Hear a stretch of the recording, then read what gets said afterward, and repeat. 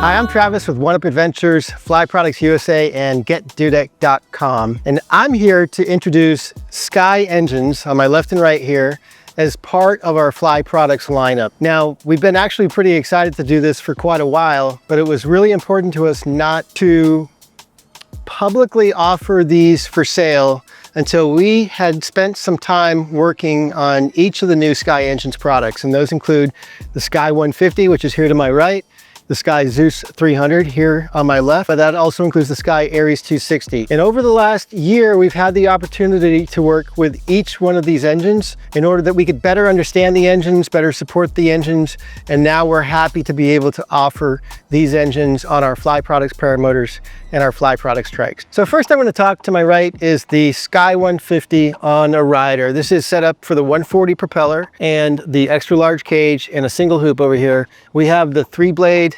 140 E-prop. So the Sky 150 is a liquid cooled geared redrive.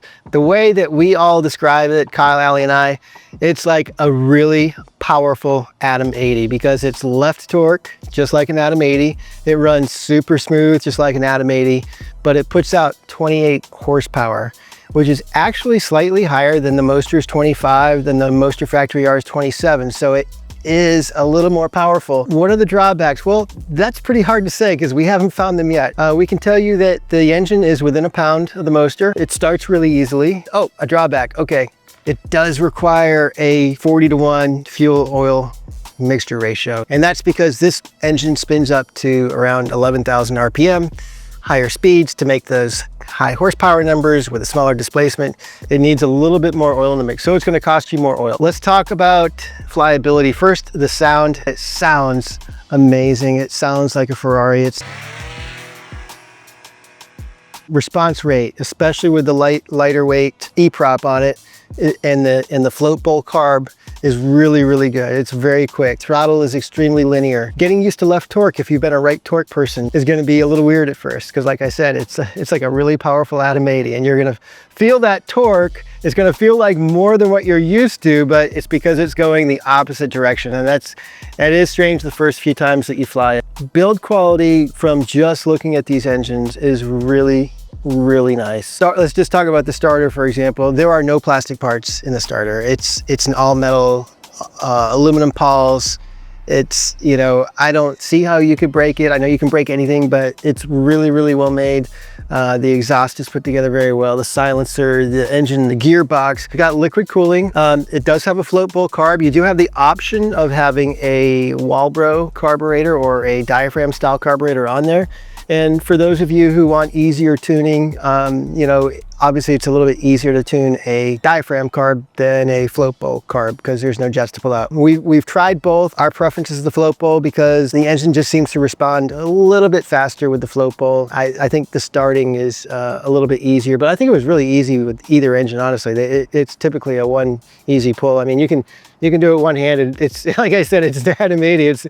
It's not hard to start. If you're looking for something that is in the same weight range and the same price range, but is going to give you a few more horsepower, and you like the idea of liquid cooling, this is a really good unit to take a look at. And you guys are welcome to come to our facility and demo it. If we're at an event, you're welcome to demo it. I think a lot of people are going to be pretty excited about this. And if anybody watched the World Championship slalom competition that just took place about a month ago, you'll notice that a lot of the pilots, especially in the serial class, where the engines had to be under 206 cc's, were flying the Sky 150. The other engine that I have here with me is the Zeus 300, and this is the Zeus 300E, meaning it is both manual start and electric start. Essentially, what the Zeus 300E is two Sky 150s.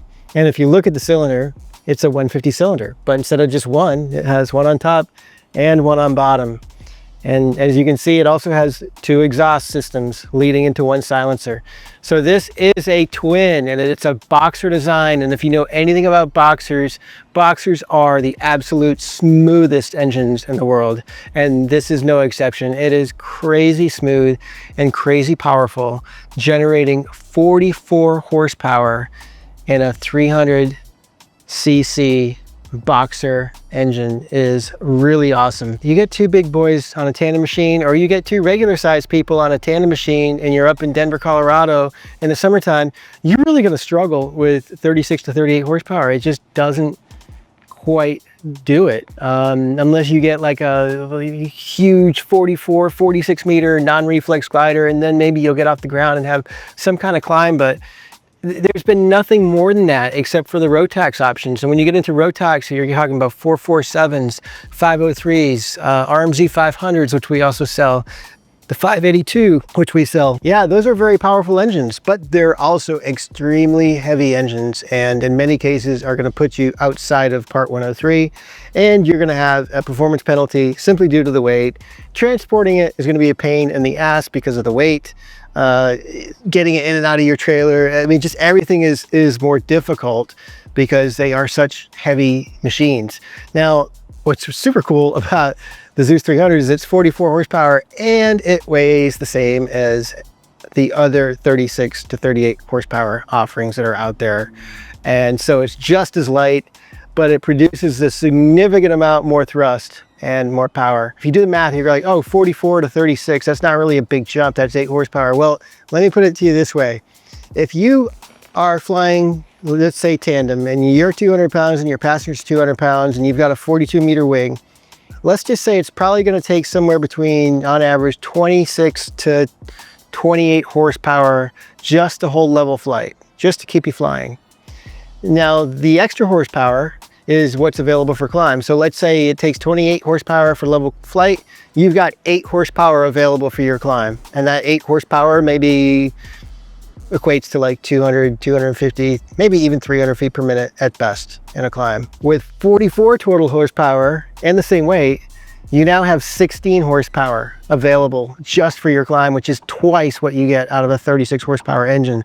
So the climb rate on this thing is absolutely amazing, and the ability to take up very large people, even on a high density altitude day or area, is going to be vastly increased. So that's the biggest benefit. Number two, the smoothness of this engine is incredible. If you fly it, you're going to think it's electric. Except for the noise, it's going to feel electric. You're not going to feel the engine buzz. It's very, very good. We've been flying this one here since last May, and it makes us smile every time we fly it. Kyle, Allie, and I kind of fight over it sometimes because over who's going to get to fly it on tandem that day. On the Zenit is swinging a 150 centimeter 3-blade Helix propeller. We also have this offered on the Eco 2, which is the larger trike. On that trike, it's going to swing a 160 centimeter Helix propeller for even better conversion of that horsepower to effective thrust. Really, this engine is the machine that can do anything without compromising having all that extra weight of the Rotax, and honestly the cost. Well, and the fact that you can't get Rotax anymore. They stopped making 582s, they stopped making 503s. You've got Herth engines, but they're heavy too and they're expensive. I think Simonini has some offerings which are very well priced, but they're also heavy, and they're single cylinder, some of them, and to get this horsepower. So it's a big thumper and it's going to vibrate a lot. This is a very, very refined product, and it fits a niche in our market that we've needed for, I would say, several years, especially with the death of the Rotax 2-stroke. We can't really say anything more about how excited we are about both these offerings, but especially this Zeus 300. It's got an extremely smooth and linear throttle, meaning wherever you put it, it's just going to stay there. There's maybe a tiny section in the mid 5-6 range where it wants to jump up a few hundred RPM when you hit that point, but nothing in any of the workable zones. You're cruising tandem in this thing at around 7,200, 7,300 RPM, and your max RPM on it is around 10,600. There's a lot of difference between your cruise RPM and the max, and the cruise RPM, because the engine's not working that hard, is actually pretty darn quiet. It's awesome for comms, talking to your tandem student that you're flying that day, or just listening to your music and flying yourself. So the only, I guess, downside would be The Zeus 300E is a little bit more expensive than the other offerings in that, than the 36 to 38 horsepower engines that are on the market currently. It's about 15% more expensive than like a twin spark version of a 36 horsepower. You're getting double the available climb horsepower on average. It's, you're getting incredible smoothness. You're getting a boxer twin cylinder, liquid cooling, twin exhaust, Akrapovic exhaust springs, a CNC'd crankcase, very nice heavy duty gearbox, an electric starter that's super beefy and strong and not the little one that you're used to seeing on other engines. Let me talk about the difference between this and the Aries 260, because they are both twin cylinder offerings from Sky, and they're both boxer offerings. This is rated for 44 horsepower. The Aries 260 is rated for 42 horsepower. And you might say, well, I don't understand. Why would they make two engines that are 2 horsepower apart, that are both boxer designs? And I asked the exact same question, and so did our team. It's the way the engine is tuned and built. If you think of like a truck engine, a diesel engine is made for torque, and a race engine is made for horsepower. The 300 was built more for torque, and the 260S is made more for horsepower.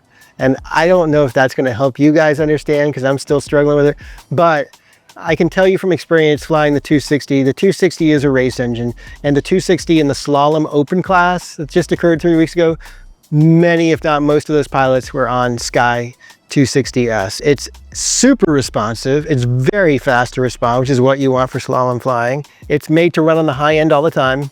It's made to put out max horsepower all the time. But the drawbacks of it is the throttle's not as linear. It's got some pretty big areas in it where it wants to jump. So it's not going to be nearly as comfortable as a everyman's trike everyday trike engine compared to the Zeus 300. So if you're triking, then this is a beautiful engine to have. If you're just a beast of a man and you're foot launching and you can handle the weight of a twin cylinder on your back, then look at the Aries 260. Just to review, the Sky 150 is the entry-level Sky engine, 28 horsepower, manual start only. There's no e-start option for this. Very, very easy to start and very well built, very smooth, very powerful engine. And weight-wise competes directly with the 25 to 27 horsepower offerings. And you can see it's a beautiful looking engine.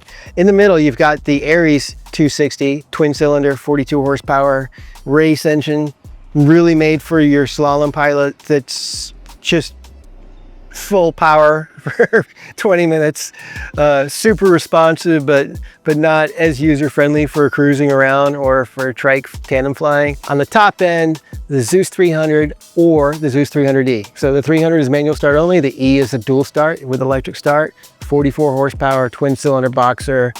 Super smooth, super powerful. Guys, call us, ask questions. Like I said, we've been working with Sky for a year now, and we've been working with these engines, kind of dipping our toes into it and getting some experience with them and getting to know them and getting to know the product and getting to know the service. And they're wonderful. A couple times, like I said, we needed a coil. They had it out to us the next day from Italy. We're also in the process of very soon, we are going to have a parts shelf full of Sky engines, common components. We've already started the process to get that. So if somebody does need, you know, something, they can ship from Florida the next day instead of from Italy the next day. So that's our goal. We're also going to be stocking engines only. In the very near future, we are going to have an upgrade kit. So if you've got a Zenit and your old, you know, 36 horsepower engine's getting tired, it's got a couple hundred hours on it, and you're looking for something that is more powerful, we'll have a kit available so that you can replace it with a Zeus 300E,